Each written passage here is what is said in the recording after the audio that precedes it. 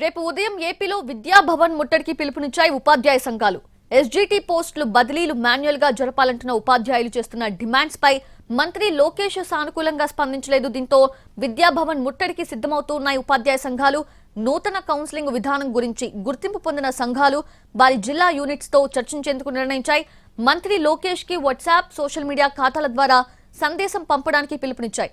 Present జరుగుతున్న ఉపాధ్యాయ బదిలీలలో ACT తత్సమాన క్యాడర్ల టీచర్లకు manual counselling ద్వారానే బదిలీలు జరపాలి అని డిమాండ్ చేస్తూ ఉన్నారు ఉపాధ్యాయులు.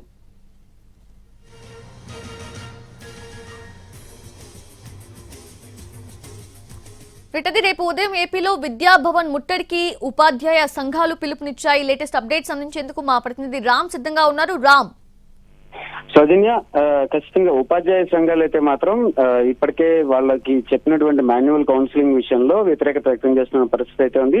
దానికి సంబంధించి మంత్రులను కలవడానికి, అలాగే ఇప్పటికే అధికారులతో కూడా చాలా సార్లు చర్చలు జరిగినప్పటికీ కూడా ఎక్కడ సఫలం కాకపోవడం, వాళ్ళ మాన్యువల్ కౌన్సిలింగ్ కావాలి అని అడుగుతున్నటువంటి ఏదైతే డిమాండ్ ఉందో దానిని వాళ్ళు అంగీకరించకపోవడంతో కూడా పూర్తిగా కార్యాచరణకు అయితే సిద్ధమైన పరిస్థితి అయితే ఉంది. ఇప్పటికే డిఓ ఆఫీసుల వద్ద కూడా వాళ్ళు వాళ్ళ యొక్క డిమాండ్లను తెలిపిన పరిస్థితి అయితే ఉంది, నిరసనలు వ్యక్తం చేశారు. అలాగే రేపు విద్యాభవన్ ముట్టడికి పిలుపునిచ్చారు. విద్యాభవన్ వద్దకు వెళ్లి ఉదయం 10 గంటలకు ముట్టడించి తమ యొక్క నిరసనలను వ్యక్తం చేసేందుకైతే సిద్ధమవుతున్నారు. మొత్తం ఉన్నటువంటి ఏవైతే ఉపాధ్యాయ సంఘాలు ఉన్నాయో మొత్తం ఉపాధ్యాయ సంఘాలు అందరూ కూడా ఐక్య కార్యాచరణ సమితిగా మొత్తం అందరూ కూడా దీనికి సంబంధించి ఒక ఐక్య వేదికగా ఏర్పడి దీనికి సంబంధించిన పూర్తి కార్యాచరణ అయితే సిద్ధం చేసినటువంటి పరిస్థితి అయితే ఉంది.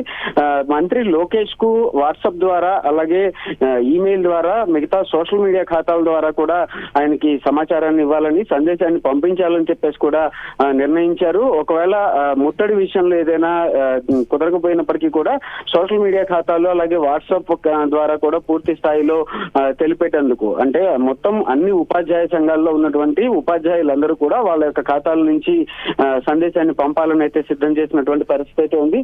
వాళ్ళకి ఏవైతే మాన్యువల్ కౌన్సిలింగ్ కోరుతున్నారో దానికి సంబంధించి కూడా ఉన్నటువంటి ఉపాధ్యాయులందరికీ కూడా ఆన్లైన్ అంటే వెబ్ కౌన్సిలింగ్ ద్వారా తీసుకున్నట్టయితే కనుక వాళ్ళ యొక్క రిక్వైర్మెంట్స్ ఏవైతే ఉన్నాయో, కొంతమందికి వాళ్ళు అడిగినటువంటి మార్పులు ఏవైతే కోరారో వాటికి సంబంధించి కూడా తీసుకునే అవకాశం వెబ్ లో లేనందువల్ల మాన్యువల్ కౌన్సిలింగ్ అయితే కనుక వాళ్ళకి ఆ మార్పులను సూచించేటటువంటి అవకాశం ఉంటుంది.